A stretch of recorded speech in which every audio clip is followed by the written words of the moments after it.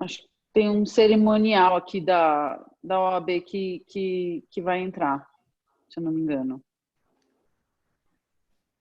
Nós vamos iniciar o evento, estamos ao vivo. Passamos a palavra para a doutora Tereza Gutierrez, presidente da Comissão de Direito Sanitário. Obrigada, Fernanda. Bom, boa tarde a todos, todos e todas, né? Eu queria agradecer aí a possibilidade de discutir um tema tão relevante nesse momento, um período tão diferente para o mundo inteiro, para a sociedade brasileira também. Acho que aqui a gente vive um pouco mais de emoção, porque é um dos poucos lugares do mundo que a gente tem sistemas assim tão paralelos, né, em evidência, sistemas de saúde.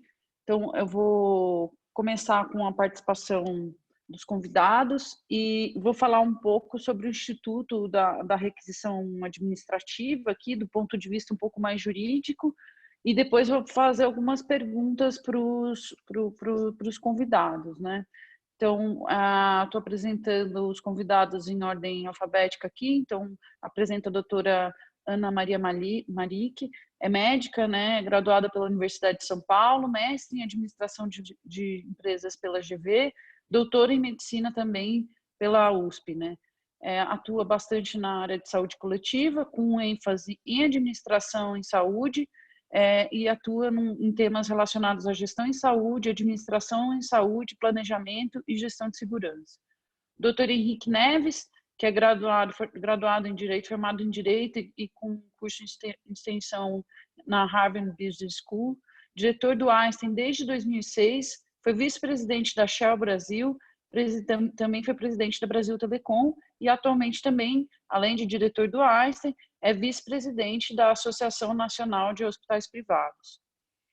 O Renato Casarotti, que é graduado em Direito pela Universidade de São Paulo, é vice-presidente de Relações Institucionais da United Health Group e é responsável pelas interações da empresa com autoridades públicas, entidades representativas e terceiro setor, assim como pela elaboração e revisão de posicionamentos sobre políticas públicas de saúde, né? A mesa que a gente tentou compor aqui, uma mesa que a gente tivesse diversos pontos de vista em relação ao mesmo tempo. Para quem não sabe, a UHG detém aí é um grupo econômico de saúde importante no mundo inteiro, mas detém também a participação da AMIL e em alguns hospitais no Brasil, né? Então, ela tem um ponto de vista tanto da operadora quanto também do prestador de serviço, né? Então, eu vou primeiro fazer então essa introdução sobre o Instituto da Requisição no Brasil, vou tentar ser bem curta aí, só para quem ainda não conhece o tema ficar um pouco mais inteirado, para quando a gente for para as perguntas, a gente conseguir dar acesso a todo mundo, né, que está participando. Então, a requisição administrativa não é uma novidade no ordenamento jurídico brasileiro, né? É um tipo de intervenção do Estado na propriedade para fazer frente a uma demanda de interesse público e que prevê também a indenização para esse privado que sofre com a intervenção do Estado na propriedade, né? A ideia aqui dessa indenização é garantir, tal como ocorre, por exemplo, numa desapropriação, que uma única pessoa não fique ela responsável por um custo que é um custo de toda a sociedade, né? Então, a gente teve uma discussão muito parecida, né, se você trazer um paralelo com as desapropriações e o valor que seria adequado ou não na indenização. A matéria, requisição administrativa, é de competência legislativa da União e a gente tem alguns dispositivos, antes mesmo da lei da quarentena, que autorizavam a utilização desse instituto. Então, você tem o artigo 5º da Constituição, que prevê que a requisição administrativa também é autorizada desde que haja a indenização. A lei do SUS também já autorizava desde 1990, né, que a gente tem a lei do SUS. O Código Civil também trata da requisição administrativa, né, e agora, mais recente, a Lei 13.979, que autoriza de forma bem clara, desde que preenchido alguns requisitos, né. E aí, os requisitos que a gente vê que, de um modo geral, os juristas do país que tem um consenso, né, é que qualquer medida do Estado, no sentido de promover uma intervenção na propriedade de um particular, ele deve ser feito cumprindo os requisitos aí gerais do direito administrativo, de proporcionalidade, da razoabilidade, da motivação. Isso a gente não precisaria nem de uma lei específica, né? Também é um dos pontos que parece ser consenso entre os administrativistas é que a administração pública tente, antes de prosseguir com a requisição administrativa, tente esgotar medidas, né, para adquirir esses bens ou esses serviços de forma direta, sem intervir diretamente na propriedade do particular, né? E, mediante motivação e fundamentação, né, conforme a necessidade da região em que está, com embasamento científico e fundamento com decisões estratégicas de saúde, aí sim, em sendo infrutífera uma medida prévia, um chamamento público, por exemplo, coisa desse tipo, que aí sim ele faça essa medida, mas que essa medida também esteja fundamentada em dados e informações de saúde, né? Também essa requisição ela não poderia inviabilizar que serviços essenciais funcionem, né? E também que ela seja limitada no tempo e no espaço, que seja claro para a pessoa física ou jurídica que está sendo alvo da requisição administrativa, para onde que é direcionado e quanto tempo essa requisição vai durar, né? A gente teve aqui, até o momento, a posição de alguns órgãos no país, a gente tem ações no Supremo Federal, acho que a gente não cabe aqui, a ideia não é se debruçar tanto sobre isso, né? Mas a gente tem aí uma recomendação do Conselho Nacional de Saúde, que recomenda aí que os gestores do SUS requisitem leitos privados e formem uma fila única, o que corresponderia aí à requisição de diversos leitos numa tacada só, né? Você tem uma recomendação, um posicionamento, uma nota técnica do Conselho Nacional de Justiça, que orienta aí que uma movimentação do Poder Executivo para que se organize a contratação prévia do poder público. Então, o Conselho Nacional de Justiça enfatiza a estratégia de esgotamento de vias prévias, né? E você tem aí também um posicionamento de centralização de requisições em alguns órgãos, como, por exemplo, aí, o Ministério da Saúde, né? Na OAB São Paulo, o consenso que se chegou aqui seria interessante construir critérios que se chegasse a um acordo, né, na Comissão Intergestores Bipartite, por exemplo, né? A requisição administrativa e a fila única, elas trazem algumas questões que são relevantes para o Brasil, né? Ela demonstra, né, ela deixa muito evidente a questão da desigualdade social. Acho que isso é um ponto sensível para o país, porque né, aquela questão que a gente tem toda a oportunidade para mudar e para melhorar o status social da população como um todo, né, a situação de vida de todo o país, mas a gente aí vem de tempos em tempos sofrendo com crises, e agora que tinha uma perspectiva de melhora, a gente certamente vai vivenciar aí um período bastante difícil mundo afora, né, não só no Brasil, né? Você então tem uma contraposição entre a necessidade da assistência à saúde da população como um todo, porque a gente tem todo mundo aqui, né, a gente está falando da vida de pessoas perante a lei, né? E também você tem essa contraposição, todos são humanos, mas tem uma parte da população que, a despeito de ter direito ao sistema único, paga sim uma mensalidade de um plano. Isso a ANS, na semana passada, fez uma reunião para discutir esse tema, e era um dos pontos, por exemplo, que a Defensoria Pública e o Ministério Público do Consumidor colocava. Eles se colocaram justamente isso. Tudo bem, a gente está falando de salvar a vida de todo mundo que é ser humano, você tem uma parcela da população que paga uma mensalidade e a outra não. Como que fica isso, né? E você tem a explicitação do funcionamento descombinado de dois sistemas de saúde que são bem grandes e de extrema relevância para o Brasil, né? O SUS certamente é o maior sistema público de saúde, e a saúde suplementar do Brasil ela não é pequena, pequena, a gente tem aí quase 50 milhões de pessoas que participam desse sistema de saúde suplementar, né?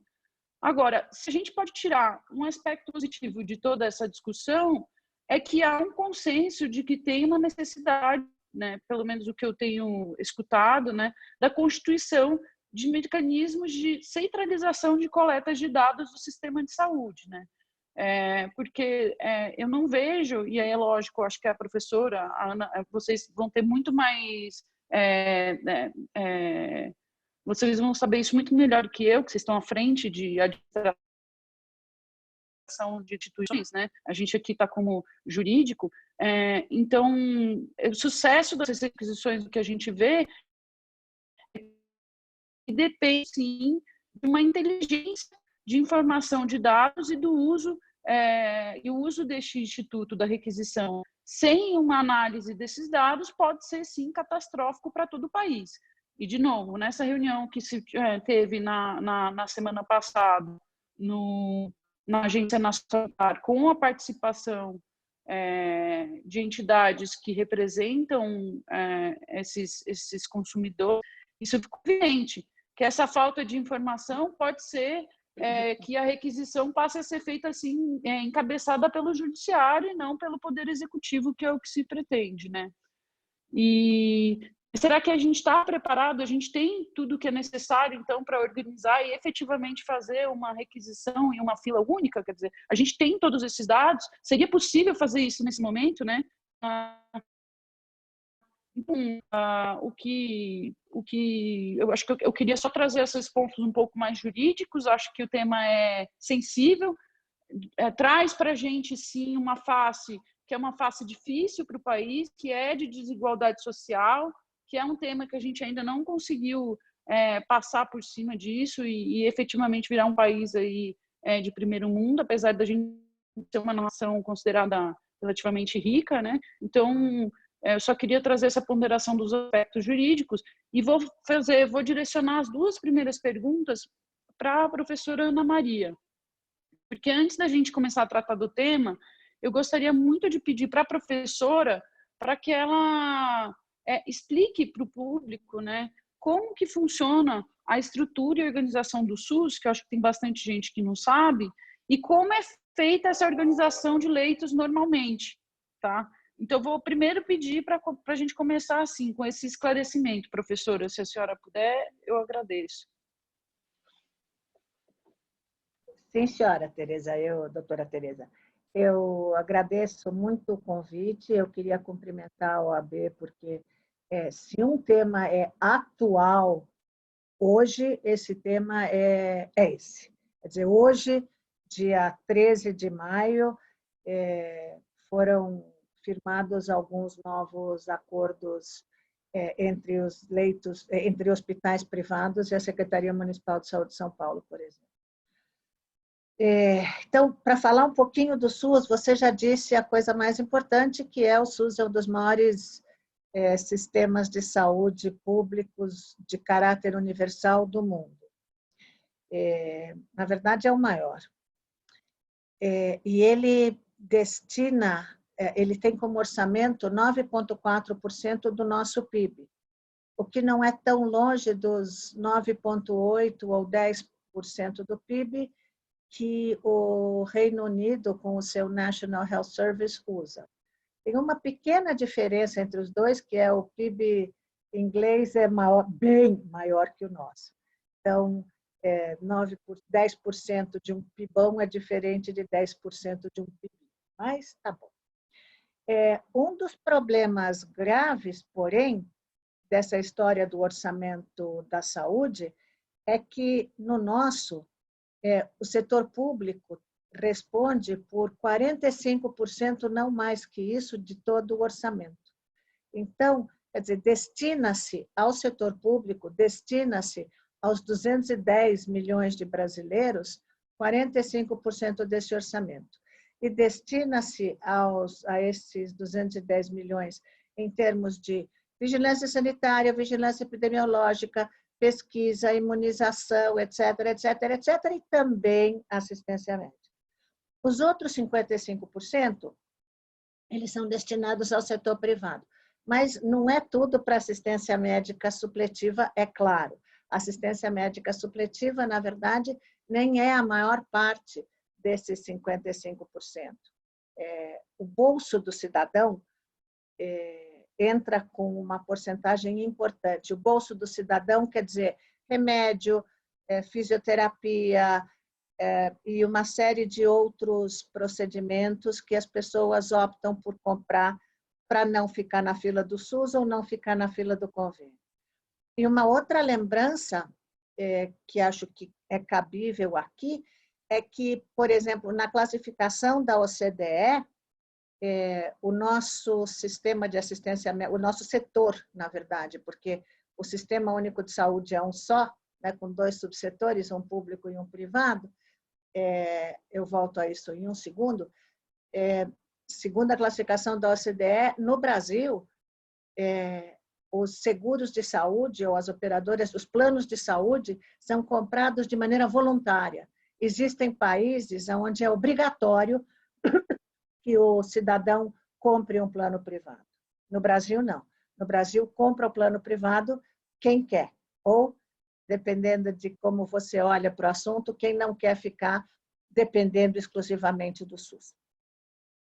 O que eu ia dizer antes é que, por exemplo, o sistema privado no Brasil, ele é um subsetor, na verdade, do SUS, pelo menos do jeito como eu enxergo, porque, em última instância, a assistência médica suplementar, ela está sob regulação da Agência Nacional de Saúde Suplementar, que é um órgão público vinculado ao Ministério da Saúde. Então, não se pode dizer hoje em dia que o setor seja, que o subsetor privado seja independente. Os dois fazem parte do mesmo SUS, que tem o seu componente público, o seu componente privado. Acho que ainda vale lembrar que antes do SUS, quer dizer, o SUS foi regulamentado pela Lei 8080 e pela Lei 8.142, as duas de 1990. Antes disso, o Sistema de Saúde brasileiro, ele distinguia os cidadãos em 3 categorias: a categoria dos indigentes, a categoria dos previdenciários e a categoria dos privados.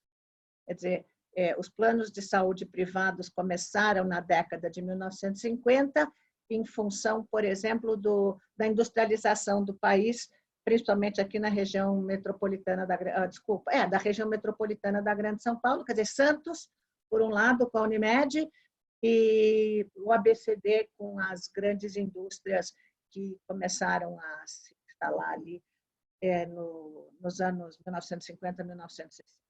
Então, e como você perguntou como é que se organiza o setor hospitalar, existem no Brasil, os dados não são atualizados, mas no Cadastro Nacional de Estabelecimentos de Saúde, em torno de 6.000 hospitais.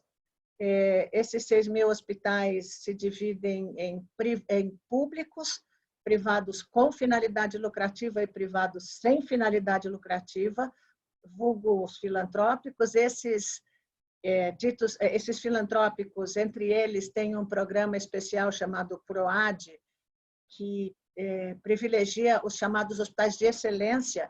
E esses hospitais de excelência, hoje em dia, são 5 no país, um deles no Rio Grande do Sul, e os outros 4 em São Paulo, o Einstein no Sírio, o Oswaldo Cruz e o Hospital do Coração. E aí, assim, esse setor sem finalidade lucrativa, boa parte dele é conveniado ou contratado com o Estado, né? Então, os leitos acabam sendo...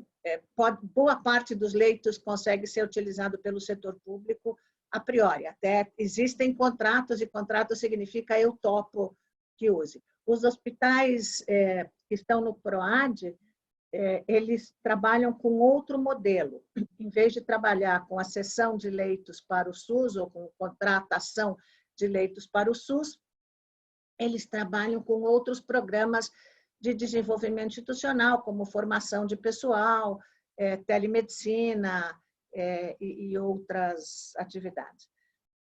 Desses 6.000 hospitais que existem no Brasil, a maioria é privada. Então, eu diria que 70% desses hospitais são privados. Mas 60% desses hospitais são os chamados hospitais de pequeno porte. Hospital de pequeno porte é aquele definido como tendo menos de 50 leitos. E existe um axioma na área de gestão de saúde que fala high volume, high quality.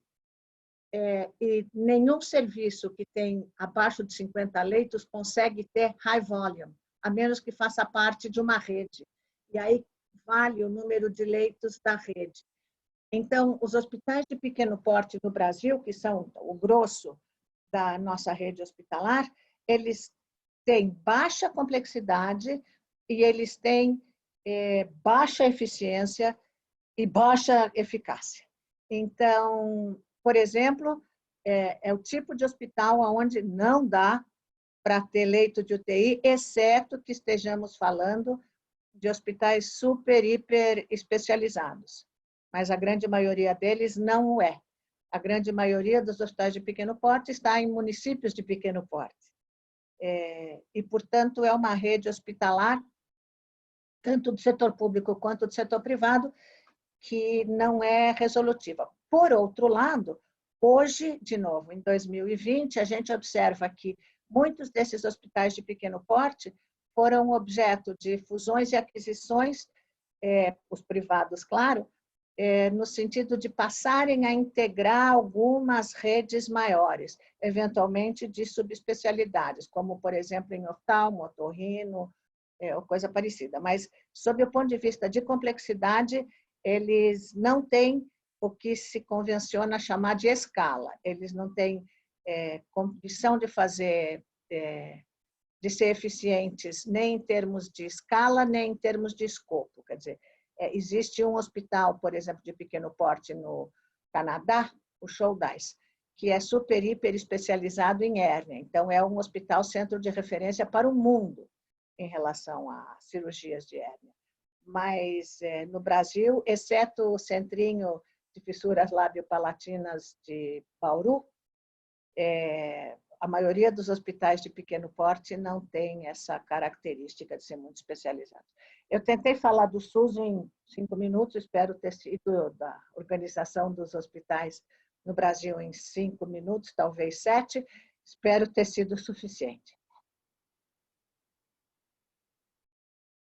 Acho que sim, professora.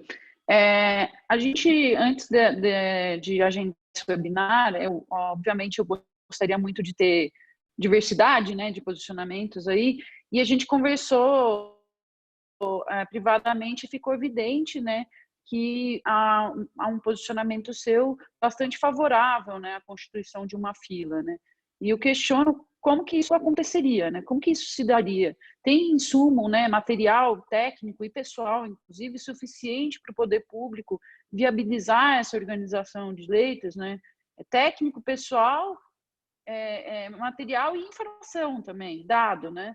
Então, eu queria mais ou menos, queria o seu posicionamento em relação a esse tema para a gente seguir aí com o nosso evento. Eu, de novo? Tá bom. São duas perguntas diretas. As mulheres então, primeiro, né? Tá bom.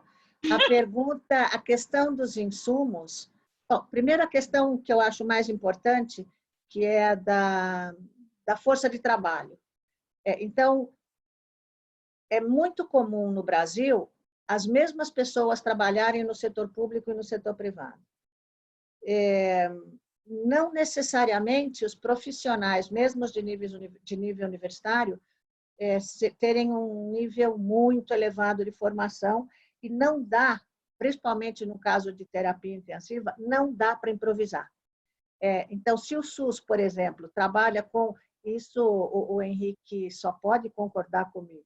Se o SUS, no âmbito do PROAD, pede o esforço desses hospitais de excelência para formar pessoal, para capacitar pessoal, para discutir casos, é justamente para tentar conseguir melhorar a qualificação destas pessoas. Não dá para improvisar profissional para trabalhar na terapia intensiva. Não dá, isso não existe. E a outra coisa, hoje, antes de entrar aqui no nosso webinar, eu vi que um Estado brasileiro comprou uma quantidade absurda de respiradores que vieram com defeito. Então, eles vão ter que devolver, e mesmo que a empresa devolva o dinheiro que embolsou, ou que, quer dizer, que foi paga, que recebeu, desculpa, o tempo passa e a pessoa que não tinha o respirador continuará não tendo, independente do recurso estar na mão de quem esteja. Isso aconteceu no que diz respeito aos EPIs, no que diz respeito aos respiradores, no que diz respeito a uma série de outras coisas. Esses insumos, eles não estão disponíveis nem para o setor público, nem para o setor privado. Hoje em dia, o setor privado já conseguiu, porque eles conseguem comprar, o setor privado consegue comprar com mais velocidade, com mais eficiência que o setor público. Então, conseguiram se munir de mais insumos. Mas, no Brasil, como o Brasil não é produtor de boa parte de máscaras e que tais, o Brasil está dependendo muito de importação.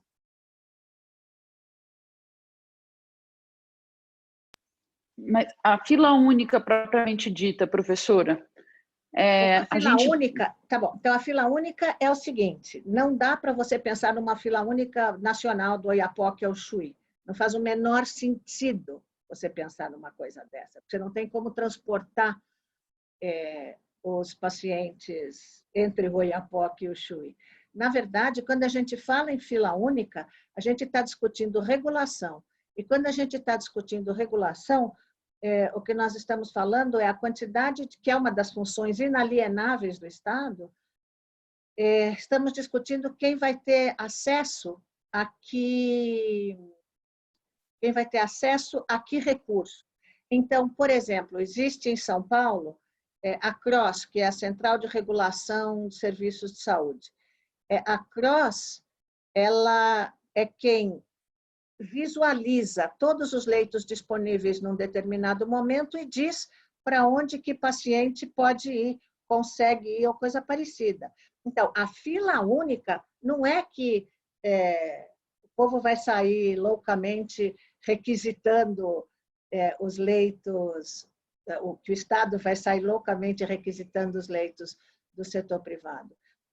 Está havendo contratação de leitos que serão remunerados de maneira aparentemente satisfatória, e uma série de leitos privados, aqui em São Paulo, privados quase todos, sem finalidade lucrativa, estão fazendo contrato com o Estado, porque, entre outras coisas, esses leitos estão ociosos, e leito ocioso com o custo fixo elevado, como é o hospitalar, isso é economicamente ruim. Então, por exemplo, um hospital que está desde o começo querendo oferecer leitos, além de ter oferecido recursos humanos, é a Beneficência Portuguesa. Não estou nem falando, de novo, do Einstein ou do Sírio, além da Beneficência, que tem, e do Hospital do Coração, que tem oferecido pessoas, né, profissionais qualificados para trabalhar nos hospitais de campanha, nos hospitais públicos, desde o começo. Mas os leitos têm que ser e estão sendo remunerados. Quer dizer, assina-se o contrato quando isto é possível. Existem duas... Por exemplo, o município de Curitiba, a secretária municipal fez também acordo com serviços ali, e o mesmo ocorreu no Espírito Santo, no estado do Espírito Santo. Não sei exatamente quer dizer, em outros, por exemplo, salvo engano, no Maranhão, houve a requisição de profissionais para trabalhar lá. E São Paulo também despachou uma série de profissionais para trabalharem no Amazonas. Mas o que eu estou querendo dizer não vai haver a tomada da Bastilha ou de leitos hospitalares privados. Está se trabalhando com colocar mais leitos que não pertencem ao Estado, de fato, mas que por serem ou que por passarem a ser remunerados pelo Estado, entrarão para a central de regulação. E chega de eu falar. Vou passar agora para o Henrique Neves. Doutor Henrique, qual que é o ponto de vista dos... Não, vamos lá. Eu queria falar sobre...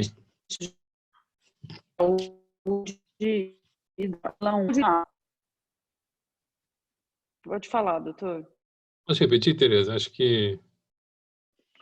Na verdade, eu queria saber o ponto de vista dos prestadores, se os prestadores estão preparados, né, para esse tipo de ação pública. Até tendo um movimento dos prestadores de se aproximar, como que está esse movimento no país, né, porque a ANAP ela tem uma visão um pouco mais ampla, né, porque ela tem representatividade no país inteiro.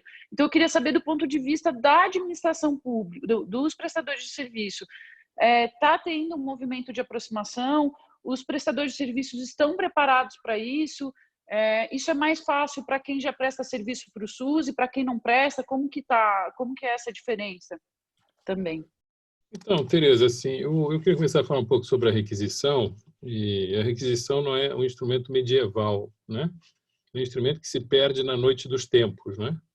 Já nas invasões dos persas na Grécia, há registros de que foram requisitados os animais e os grãos, né? Das pessoas, dos gregos, né? Para sustentar o exército persa, né? O que aconteceu? O exército persa bateu em retirada, não é, com fome, porque nunca mais ninguém forneceu nada ao exército persa, né? Eu acho que nós estamos diante de uma situação razoavelmente complexa, né? Nós tivemos uma rápida propagação dessa pandemia e que encontrou no Brasil um sistema público e complementar e suplementar de saúde que, na verdade, nunca foram realmente integrados, né? Embora essa discussão da necessidade de uma maior integração entre os dois sistemas, eu acho que se esperou a pandemia para fazer um teste disso, né? E o que acontece é que esses dois sistemas têm responsabilidade diante dos seus beneficiários e diante dos seus empregados, né? Porque a gente, algumas vezes, começa a pensar de que todos devemos ser iguais nessas circunstâncias, mas o fato é que esses dois sistemas sempre trataram os seus beneficiários e empregados dentro de coisas apartadas, né? O que a gente viu rapidamente nesse processo é que houve uma escassez generalizada de determinados insumos críticos, né? E são basicamente os ventiladores ou respiradores, porque a produção não está no Brasil. O Brasil tem uma capacidade de produção, mas a maior parte está fora do Brasil. E os equipamentos de proteção industrial, em grande medida, estavam na China, né? E na medida em que a pandemia tocou vários países ao mesmo tempo, o que nós observamos foi uma escassez generalizada desses insumos que resultaram numa escalada de preços, né? Para vocês terem ideia, os equipamentos de proteção industrial, em média, o volume de consumo se multiplicou por 5 e o preço por 5, né? Então, isso, do ponto de vista de impacto das organizações, é muito grande, né? A capacidade da reação do sistema público nessa circunstância é bem diferente da privada, né? Porque o público tem determinadas regras de compras, né? Mesmo em situações emergenciais, que tornam difícil a sua resposta mais rápida, né? O setor privado, na verdade, procurou fornecimento em todo lugar do mundo, pagou os preços que estavam sendo pedidos, antecipou pagamentos, e quando houve dificuldade de suprimento, porque determinados países começaram a sequestrar ou a requisitar os insumos, né? Como aconteceu na Europa e nos Estados Unidos, o setor privado conseguiu fazer com que esses insumos transitassem pela Etiópia, pela África do Sul, né? E conseguissem chegar ao Brasil intocados, né? Então, este jogo muito dinâmico nessas circunstâncias, e podemos ver que até hoje um dos problemas do Ministério da Saúde é conseguir disponibilizar tanto hoje particularmente os ventiladores, né? Do ponto de vista dos equipamentos de proteção industrial, tem um fenômeno interessante. Como o preço subiu muito, os fabricantes nacionais passaram a ter interesse em produzir, né? E muito da indústria, que é a indústria de confecção, passou a produzir o que eram esses insumos, né? Então, vocês podem ver que o processo, na verdade, ele é extremamente dinâmico, volátil, né? E pouco compatível com uma burocracia, né? Ele precisa... E parte das decisões que a gente está vendo, de questionamentos de decisões tomadas por secretários estaduais e municipais de saúde, está ligado a isso, né? Da busca de comprar a qualquer custo esses insumos críticos, né? Se a gente desse um passo para trás, a gente fica assim, mas qual é o papel do Estado mesmo nessas circunstâncias, né? Qual é a avaliação de risco que ele tem que fazer e qual é o planejamento estratégico, né? Será que a pandemia é um risco factível e deveria ter sido pensado? Como é que é a resiliência do sistema público e privado para enfrentar essa pandemia? A gente precisaria ter reforçado algumas coisas antes, né? Essa questão de estoques estratégicos e produção nacional, né?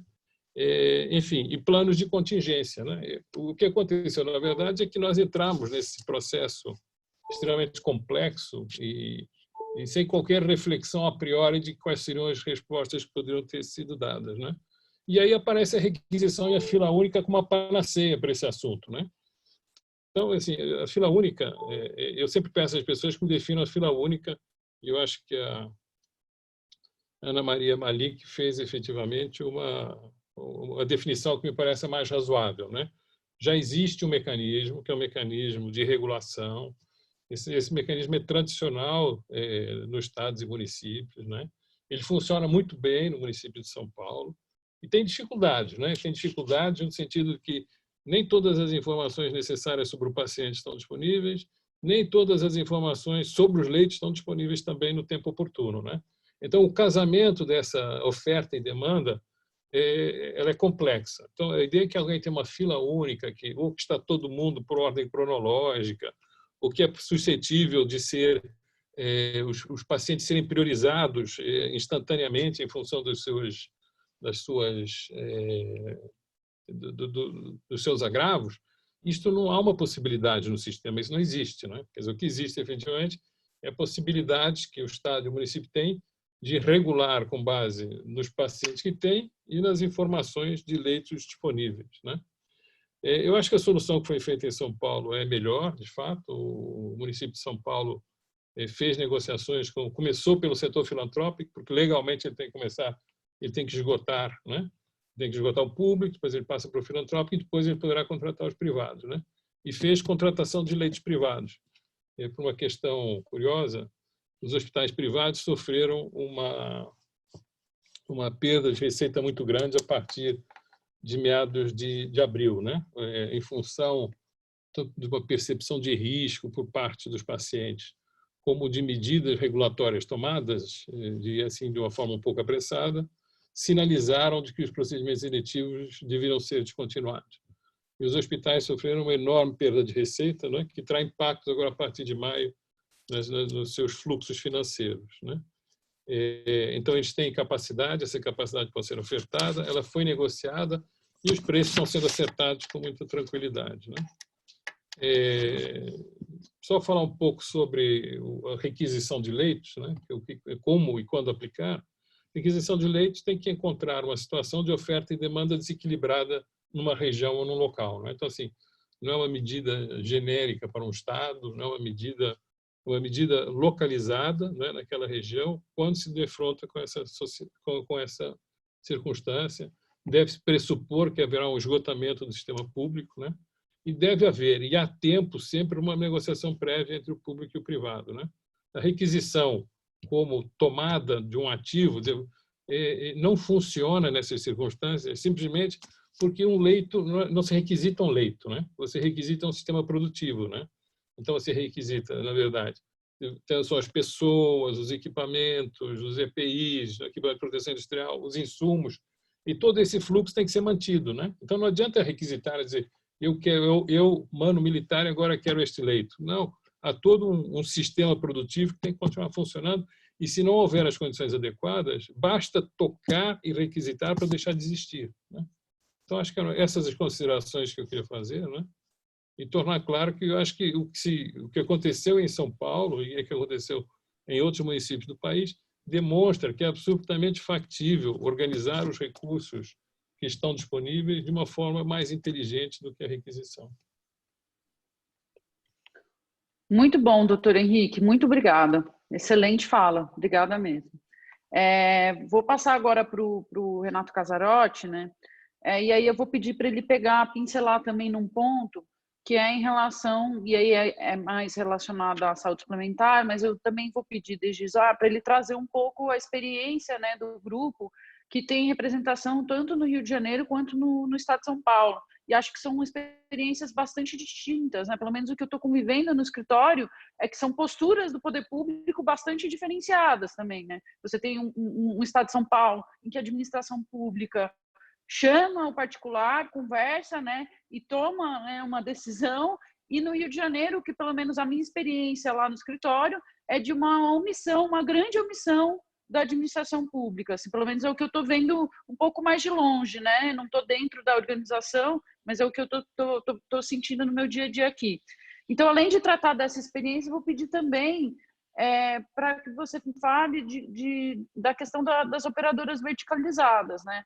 As operadoras verticalizadas, e eu vou explicar para o público, né, são basicamente as operadoras de plano de saúde que, além de venderem um plano para o beneficiário, para uma empresa que fornece para os seus empregados, ela presta diretamente o serviço de assistência à saúde, né? Então, ela tem aí um hospital próprio, uma rede própria, né, que não necessariamente é um terceiro contratado, né? Nessa perspectiva, o setor está preparado, né? E eu acho que, do meu ponto de vista, tem ainda um afastamento um pouco maior dos hospitais puros, né, do que as operadoras, um afastamento maior do poder público, né? Como que as operadoras, como que você vê, né? As operadoras estão preparadas para esse diálogo, elas estão discutindo isso, estão tomando medidas, né, para se aproximar da administração pública e viabilizar um diálogo, né? Então, vou passar a palavra para o doutor Renato Casarotti. Obrigado, Tereza. Primeiro, quero registrar aqui que normalmente, quando eu falo isso, é só educação, dessa vez é verdade. É uma covardia me colocar na LIC do Henrique Neves, né? A professora trouxe toda a base teórica, esgotou uma parte. Aí você passa para o gestor mais renomado do sistema hospitalar brasileiro, que esgota toda a parte de gestão. Não sobrou muita coisa para falar, né? A gente fala isso para educação sempre, dessa vez é absolutamente verdade. Deixa eu começar a falar um pouquinho da experiência da UHG, que a gente fala que ela é essa figura um pouco híbrida, às vezes é até difícil de entender, né? Tem a operadora de plano de saúde, a operadora de plano de saúde tem um tipo de produto muito parecido com o seguro-saúde tradicional, mas também tem produtos com hospitais próprios, e a gente tem hospitais de mercado que tem como clientes outras operadoras. Então, a gente, inclusive, somos, né, parte do negócio é cliente da outra parte, a gente tem briga interna, tem tudo quanto é experiência dentro de um sistema para entender como é que funciona. Eu concordo com você, Tereza. Eu vou falar um pouquinho da nossa experiência nessa pandemia, e ela é bem variada. Porque como o grupo hoje tem 32 hospitais, sendo que 20 deles, quando eu falo grupo, são tanto os hospitais da operadora quanto os hospitais de mercado, né, que vendem serviços para outras operadoras. São 20 deles no estado de São Paulo, boa parte na região metropolitana, mas a gente tem um hospital na Baixada, em Santos, tem um hospital em Jundiaí, e acho que no interior são esses, se eu não me engano, tem um em Campinas também, perdão, e os outros na região metropolitana, 8 hospitais no Rio de Janeiro, 7 na capital e um em Duque de Caxias, mas a gente também tem hospitais no Nordeste. Temos um hospital em Recife, um em Natal e um em Fortaleza, mais um em Brasília. Então, estamos bem espalhados, né? E enfrentamos realidades bem diferentes em todas essas localidades. Eu vou começar dizendo o seguinte, falar da experiência do Rio de Janeiro, que para mim é a mais dramática, onde a gente tem uma presença maior, com 8 hospitais. No Rio de Janeiro, eu acho que ali talvez tenhamos perdido uma oportunidade de agir com mais antecedência. E é um pouco um retrato de como é que eu concordo com o Henrique, a fila única, per se, né, estrito senso, teria dificuldade de funcionar num lugar como o Rio de Janeiro. Porque, para mim, a fila única, pensando em gestão, ela pressupõe duas coisas, né? Ela pressupõe que você tenha uma separação ali de sistemas, com uma ociosidade elevada no sistema e uma saturação no outro, e com a coordenação centralizada para garantir a utilização eficiente dos recursos. Essa lógica, tem um recurso disponível, tem que fazer com que ele seja utilizado de forma mais eficiente possível. O que aconteceu no Rio de Janeiro, primeiro, é que a própria gestão desses leitos já era uma gestão complicada. Você já viu que não tinha quando você pensa na distinção entre os hospitais federais, tem 6 hospitais federais no Rio de Janeiro, Nos hospitais estaduais, você tinha situações absolutamente inexplicáveis, né? De leitos ociosos nos hospitais federais, porque não tinha profissional ou não tinha insumo, e insumos parados em depósito na rede estadual. Então, uma distribuição muito mal feita dentro do sistema público. E o Rio de Janeiro acabou sofrendo de um agravante que tem a ver com como ele existe demograficamente, como ele está espalhado, a ocupação de espaço no Rio de Janeiro é muito caótica, em São Paulo também, em certa medida, mas lá mais. E o que aconteceu é que a saturação dos dois sistemas foi muito rápida. Eu vou te falar dos os 8 hospitais do grupo lá, hoje, tem uma taxa de ocupação de leitos de UTI de 93%. 93%, a professora Henrique Neves sabe, isso é lotação, não existe, não tem 7%, 7% é ilusório. Até porque lá a gente tem uma maternidade que até então a gente vem preservando a maternidade sem pacientes Covid para garantir pelo menos que tem espaço para os partos, né? Mas não tem espaço. Isso numa rede privada, e a gente sabe que a realidade das demais redes privadas no Rio é a mesma. Num cenário como esse, a requisição já perdeu o sentido, né? Não tem nem o que você requisitar, porque jamais um hospital vai retirar um paciente do leito para colocar outro no lugar. Essa oportunidade foi perdida. A gente teve uma conversa muito difícil com o governador Witzel na sexta-feira passada, explicando isso. Governador, no caso específico do Rio de Janeiro, a medida que se apresenta necessária, ele vem tomando na possibilidade dele, ele está contando com os prefeitos, é você acentuar o isolamento social.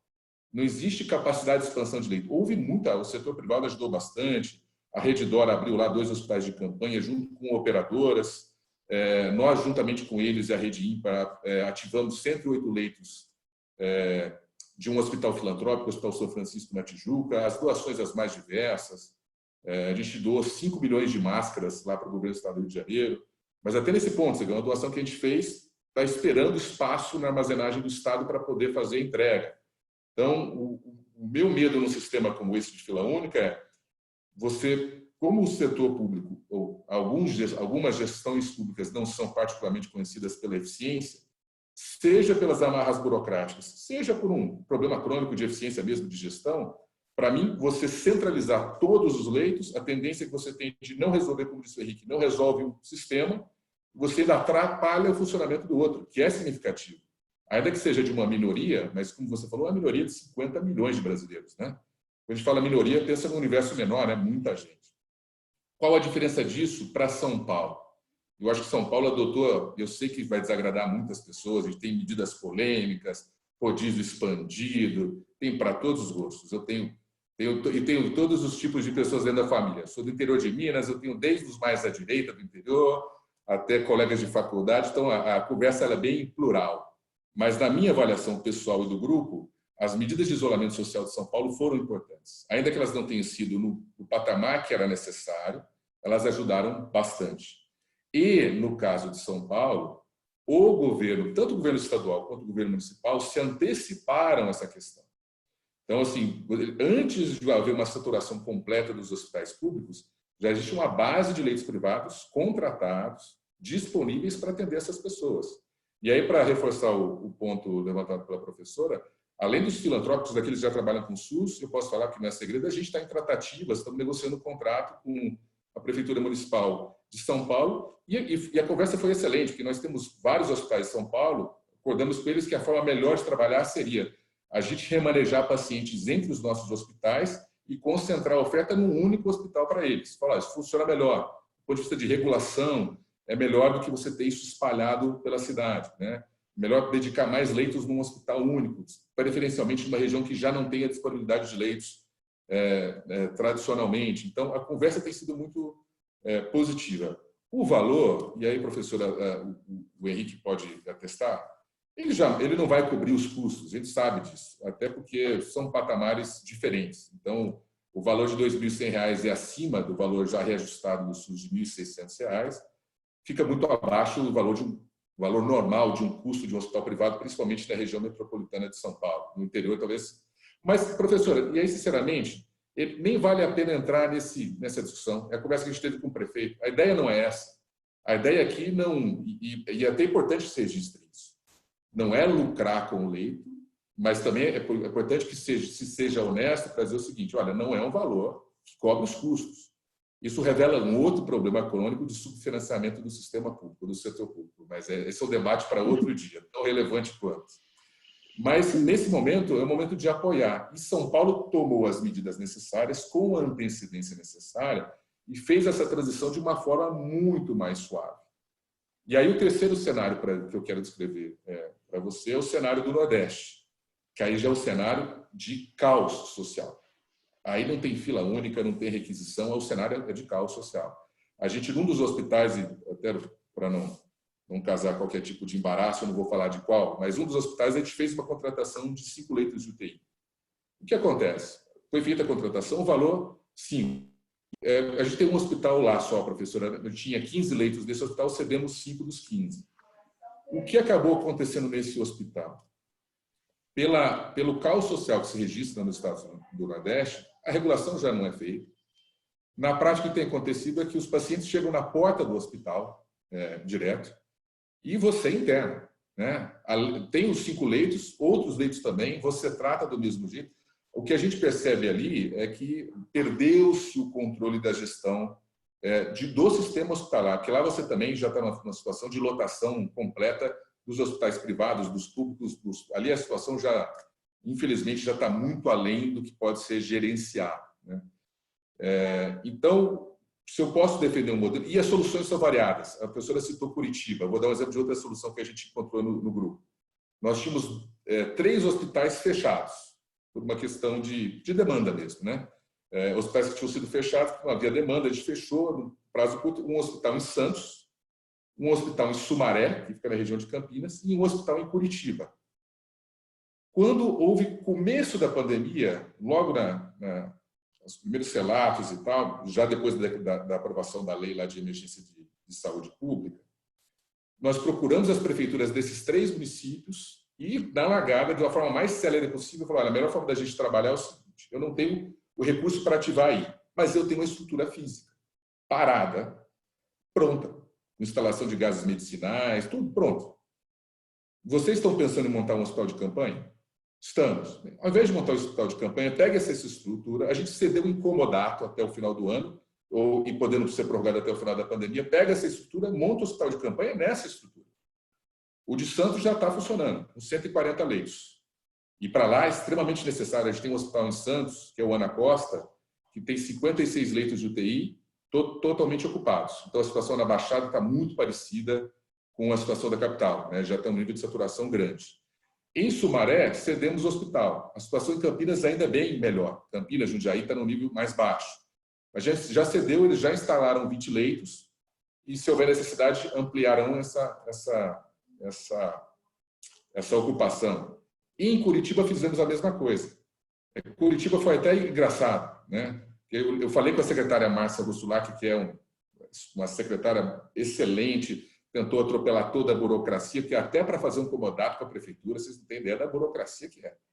Tem que fazer o edital, publicar, passar, a gente tem que apresentar certidões todas para entregar uma estrutura física pronto, né, para utilizar. Foram mais ou menos uns 20 a 30 dias, ela desesperada querendo entrar no hospital, e eu não podendo nem fazer a sessão do hospital, porque tem um seguro, né? E o seguro, se eu cedo, sem acordar, ainda perco a cobertura do seguro.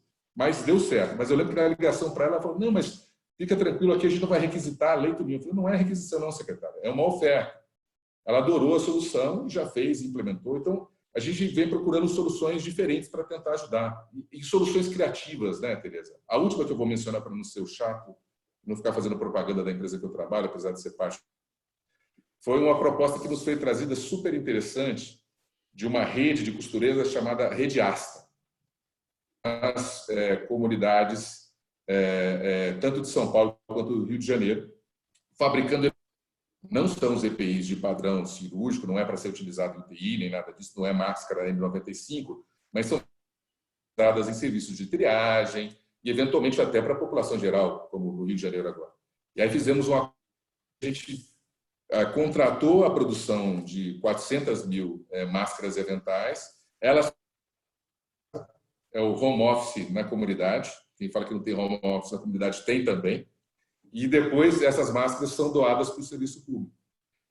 A minha impressão é que a gente vai passar por essa crise achando soluções, além da questão de tentar ampliar a capacidade de atendimento máximo que for possível. E, obviamente, a professora colocou muito bem, e o Henrique também. O principal limitador hoje, para mim, acho que não é nem insumo. O principal limitador realmente é a mão de obra. Em um lugar, a gente tem dificuldade até de manter os leitos abertos, pelo afastamento das equipes, que acontece, é natural. Mas, além disso, como principal medida, tem que ter um olhar regionalizado, a professora falou bem, não existe uma solução única, e vai demandar algum nível de criatividade de lugar para lugar. Acho que tem muita coisa que a gente pode fazer, estamos fazendo por um olhar um pouco mais criativo para determinadas coisas. Então, essa é a opinião que eu queria dividir com você, e fico aberto aí para perguntas e provocações. Muito bom. Ótimo. Eu tinha mais algumas perguntas, mas eu acho que eu vou passar, aí eu vou começar com o Henrique, passar para a professora e terminar com você também de novo, Renato.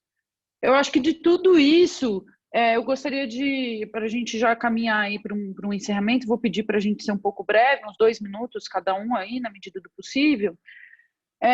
Além desse legado de inteligência de dados, né, que certamente o Brasil está vendo que a gente tem que construir, de convergência, né, de dados nos sistemas, eu acho que eu estou um pouco mais na linha do Dr. Henrique, de que os sistemas eles não é único, né, não é eu tenho uma divergência com a professora nesse sentido, a gente tem sistemas paralelos, né, ambos muito relevantes, né, mas além da inteligência de dados propriamente dita, será que a gente vai ter uma convergência e um diálogo maior entre os sistemas? O que mais de positivo que que vocês acham que a gente vai ter depois dessa aproximação entre os sistemas de saúde do país? Que coisas positivas que a gente pode levar, né? Que ensinamentos que ficam, né? Eu sei que está num momento inicial ainda, né? Mas o que de positivo a gente pode levar de tudo isso aqui? Vamos tentar extrair isso. Vou pedir para o Henrique primeiro começar. Doutor Henrique. Eu acho que, primeiro, eu concordo com a Ana Maria no sentido de que o SUS, mais do que uma conquista, é um ativo importante do país nas atuais circunstâncias, né? Acho que demonstrou como ele é importante e estratégico, né? Apesar de todas as dificuldades que a gente está vendo, né, e a incapacidade em alguns lugares dele suportar a demanda com que está sendo confrontado, ele tem que reconhecer que é um sistema nacional, que ele tem uma capacidade de atenção primária extremamente forte, tem programas de vacinação e de transplante que são reconhecidos internacionalmente, né? Eu acho que por uma questão talvez ideológica, o setor privado e o setor público ficaram muito afastados, né? E eu sei porque a minha organização vive no meio dos dois, né? E essa possibilidade de você enxergar esses dois sistemas, ela é fundamental, né? O setor privado tem determinadas competências, particularmente no que diz respeito à agilidade na tomada de decisão, de flexibilidade, de capacidade de contratação de pessoal e de retenção de pessoal, que não estão hoje presentes no sistema público, né? E o sistema público acabou ficando sujeito a leis bastante rígidas de compras, a processos de contratação de pessoal complexos, né? E muitas vezes com dificuldade de reter os seus talentos, né? Eu acho que a possibilidade da gente aproveitar as potencialidades dos dois sistemas, né, de permitir que o sistema privado administre ativos públicos, ela é importante. Ela já acontece hoje, né? Já acontece hoje, por exemplo, com as OSs, né? E acontece também quando o setor filantrópico presta serviços ao sistema público de saúde. Então, acho que essa é a questão de poder trabalhar essas coisas como um conjunto, né? O segundo, acho que é uma necessidade de reflexão desse sistema de um ponto de vista mais estratégico, né?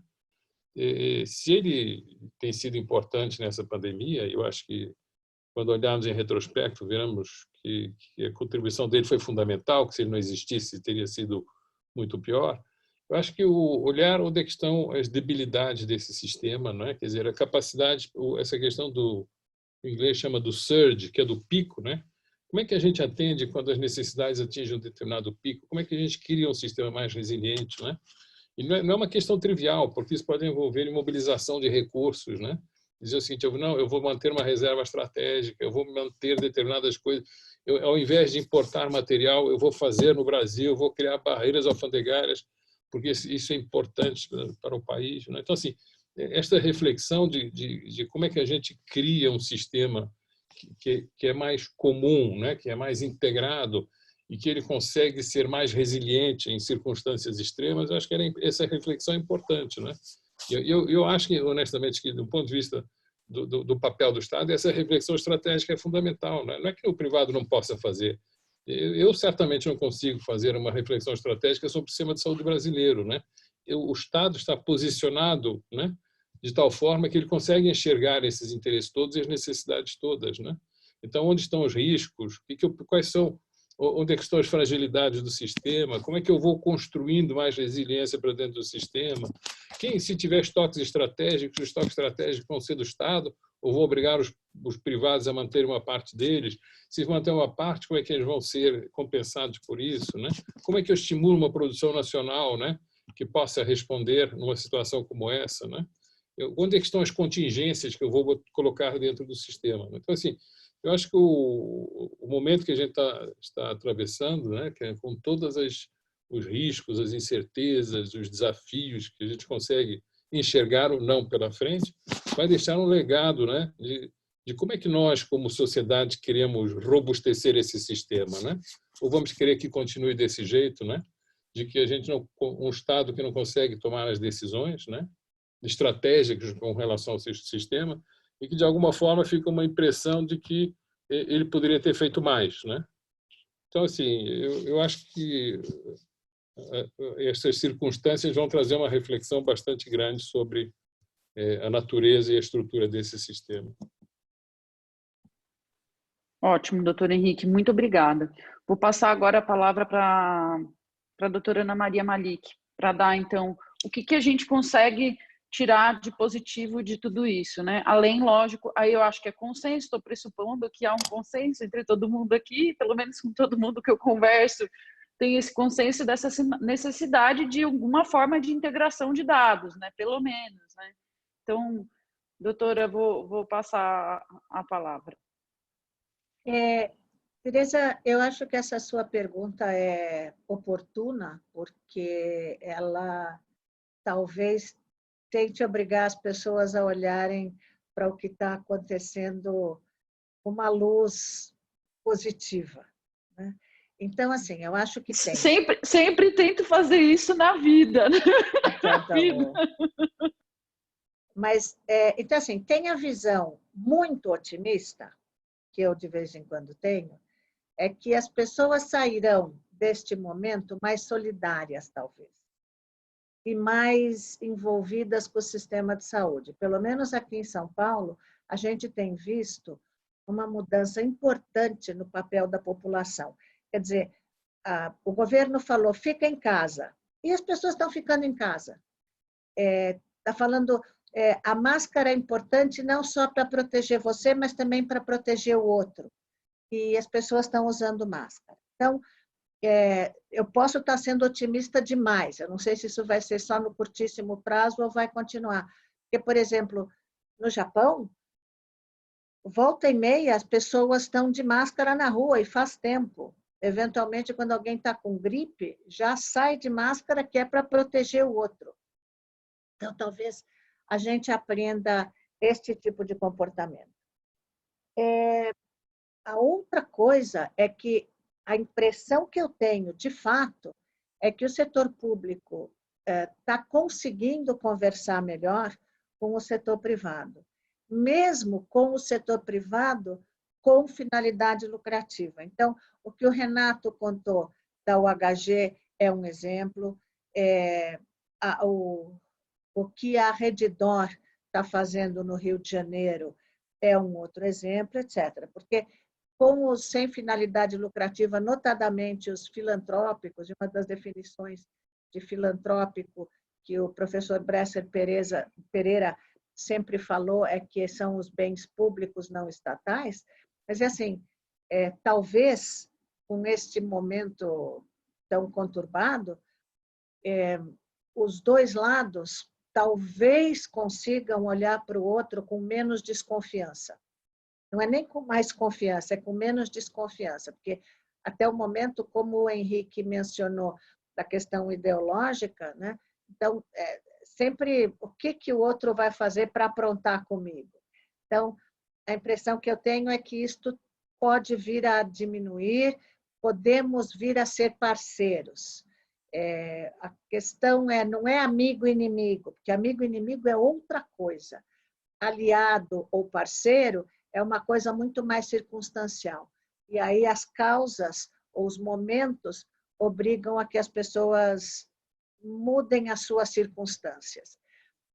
E uma terceira coisa que você mencionou, e certamente ela não é nem trivial, para usar o termo do Henrique, nem de somenos, a questão do sistema de informação. Então, por exemplo, leito de UTI, dependendo de qual é a fonte que você usa, se for o CNES ou se forem os dados da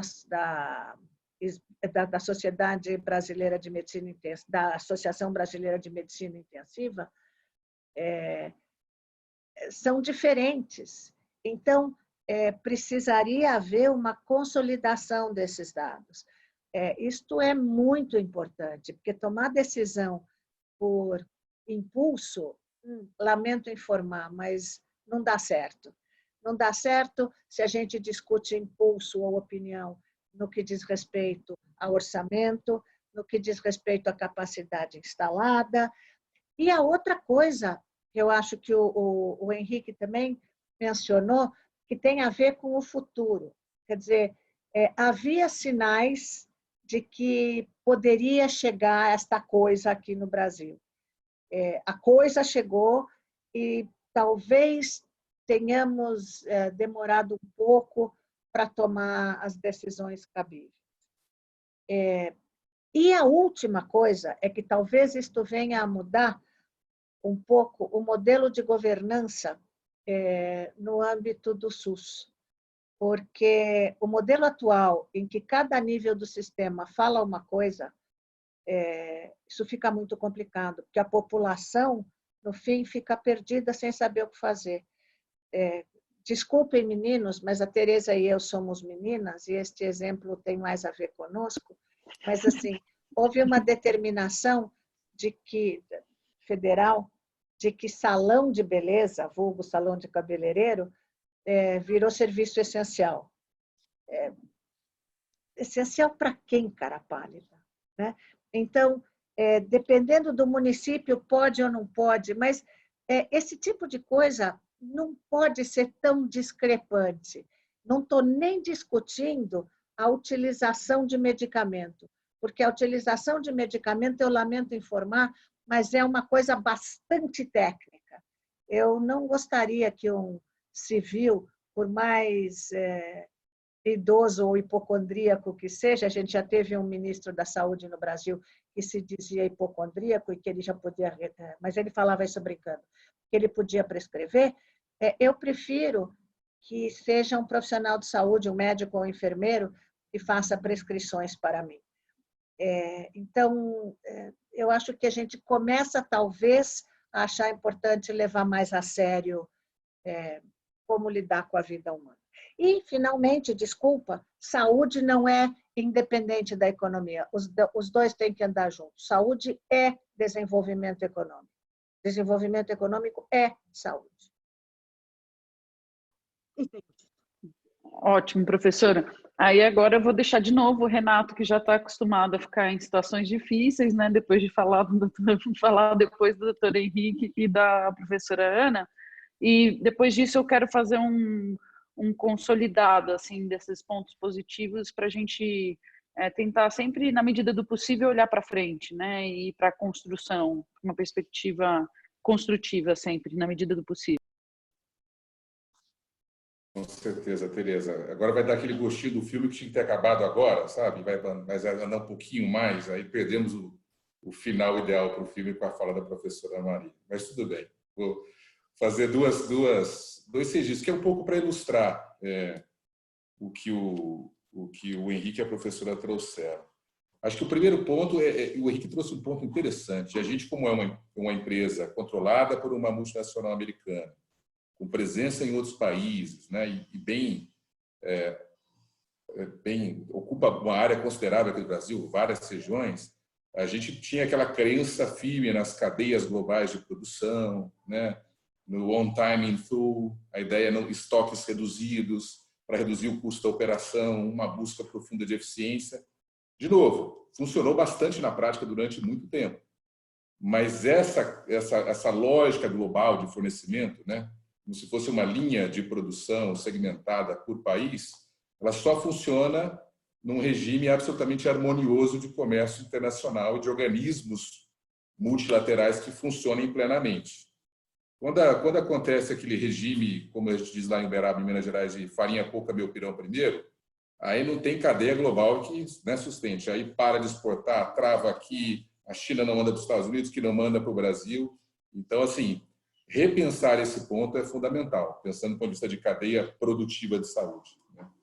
A segunda é para ilustrar um pouquinho, eu gosto de ilustrar, as pessoas colocam os pontos e a gente tenta ilustrar.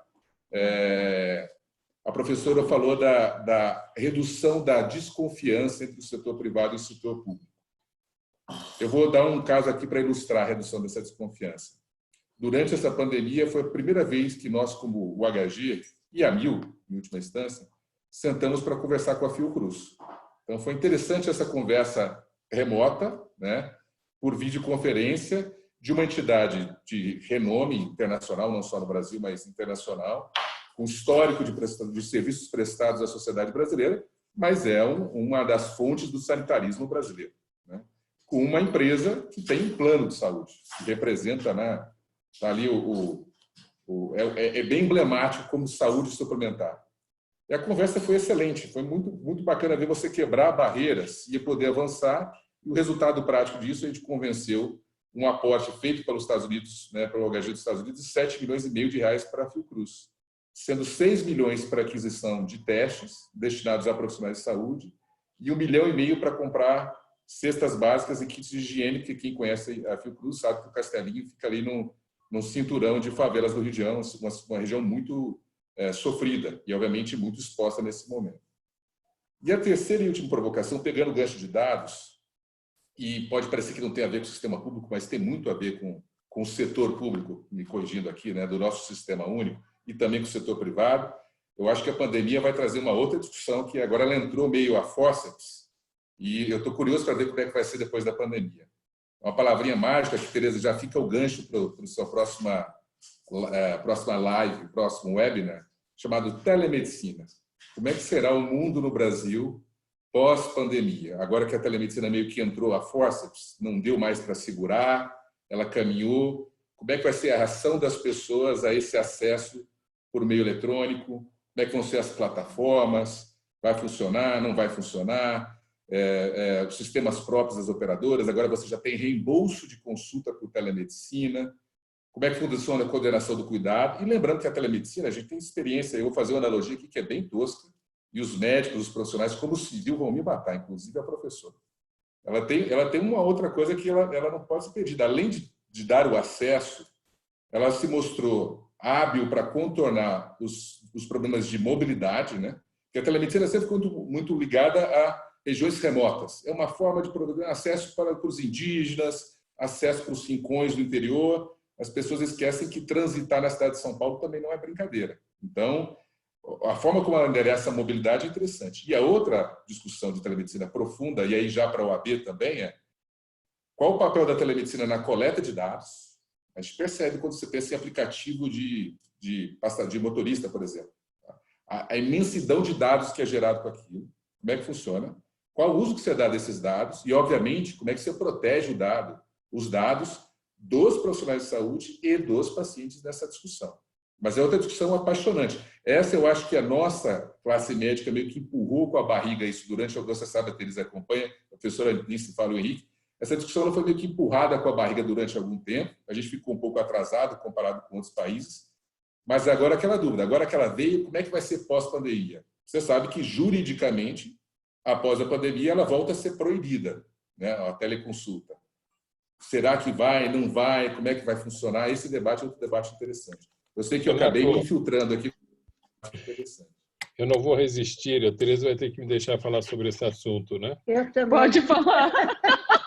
Não tem problema. Na verdade, a lei confere ao Conselho Federal de Medicina, basicamente, a responsabilidade pelo Código de Conduta médico, né? Então, o papel dele é eminentemente ético, né? E existe um dispositivo perdido ali dentro do código que diz que o exame tem que ser presencial, né? Acontece que existem preceitos constitucionais, esses preceitos constitucionais são o direito à informação, o direito ao acesso à saúde, o direito, enfim, o que você quiser, tem pelo menos 3 direitos constitucionais que são violados quando o CFM não permite fazer isso, né? Qualquer resolução que não permita a telemedicina, do meu ponto de vista, ele é inconstitucional. É tão simples quanto isso. Eu sou radical nesse ponto, né? E o Einstein tem ficado à frente desse assunto. Os meus profissionais têm sido processados, você sabe, porque os teus também foram. Têm sido processados por causa disso no Conselho de Ética, né? E a gente vê agora o atraso que foi para o país não ter um sistema de telemedicina implantado nessas circunstâncias, né? Teria dado uma resposta muito mais eficiente. A gente tem que esperar uma pandemia para fazer o óbvio, né? Então, assim, a lei diz que está limitado o prazo de duração da pandemia, mas eu acho que tem uma bela discussão jurídica aí pela frente. Professora, também quer falar? Claro, primeiro eu acho que advogado também tem que viver, por isso essa coisa da discussão jurídica tá bom. Mas, por exemplo, existe vou fazer merchandising do Minas Telecardio. Minas Telecardio é um programa da UFMG que faz, então, teleconsulta médico a médico, mas, enfim, com o paciente em condição remota. E eu estou citando especificamente o Minas Telecardio por causa da quantidade de publicações, embora a URGS também tenha feito seu programa de oftalmo com muito sucesso. Para pegar esses. Agora, o Minas Telecardio, ele também conseguiu medir algumas questões maravilhosas. Por exemplo, diminui a quantidade de poluição, porque se o carro não fica andando pela estrada, primeiro, diminui poluição. Segundo, expõe-se menos gente ao risco de uma viagem de carro, que por estrada não necessariamente é o máximo. A gente sabe que é tudo arriscado. A gente sabe que os carros das pessoas não são necessariamente umas máquinas maravilhosas. Agora, além disso, assim, vocês hão de convir comigo que muita gente hoje em dia, a partir, né, do semestre que vem, muita gente vai preferir não fazer reunião presencial, porque o pessoal aprendeu que isso funciona. Então, nós vamos gastar menos combustível, nós vamos gastar menos tempo. Eu tenho conversado com alguns profissionais que me disseram que a única coisa ruim é que perderam o tempo de relaxamento que eles tinham entre o deslocamento de uma reunião para outra. E agora você sai de um link do Zoom e entra em outro. Mas a otimização do tempo das pessoas e a praticidade, vamos pensar, quer dizer, eu fico, digamos, na 9 de julho e o Henrique fica... O Henrique e, aliás, o Renato também, os dois ficam no Morumbi em lugares diferentes. Desculpa, o meu é porque eu sou paulistana, eu posso. Temos um carioca aqui e um mineiro ali. Então, nós temos essa questão, quer dizer, não se corre o risco de chegar atrasado por causa do trânsito, se você sabe aonde você está e qual o tempo que você tem para fazer isso. Então, se isso será seguro ou não, isso é outra pergunta. E eu não sei se isso também é pano para manga para advogado, que tem a tal da lei da proteção de dados, mas, mesmo assim, esta parte da sociedade vai mudar. Pronto. Eu concordo, eu acho que acho que a gente não tem mais volta, mas acho que a gente pode colocar como um tema, e eu vou convidar a doutora Juliana Rassi aí, que é a presidente da Comissão de Direito Médico da OAB, para a gente tentar fazer uma casadinha novamente. Mas acho que vai dar pano para manga, sim. Eu vou só fazer, então, um resumo, vou agradecer. Muito obrigada, adorei a nossa conversa, achei excelente, acho que tem muito mais ponto de convergência né? Mesmo com a doutora Ana, que eu achei que fosse defender mais uma fila única, acho que não, a gente tem um posicionamento muito parecido, né? Na verdade, todo mundo, isso é muito bom, né? E o que eu tenho visto é isso, tem uma convergência de um modo geral no setor público e privado, o nosso receio, acho que é a judicialização, porque os sistemas de saúde do Brasil não é fácil de entender, o judiciário não tem um conhecimento completo disso, né? Então, a gente tem que esperar para ver como que vai ser a produção de liminares. Mais de positivo para a gente levar para o futuro, tem a questão da convergência do dado, tem a questão que o Henrique Neves falou, de que o SUS é sim relevante, que é um legado, que é algo importante para o país, né? E que a gente tem que ter uma possibilidade, essa pandemia traz uma possibilidade da gente refletir de forma mais responsável e relevante sobre esse sistema e uma possível convergência até com outros setores, né?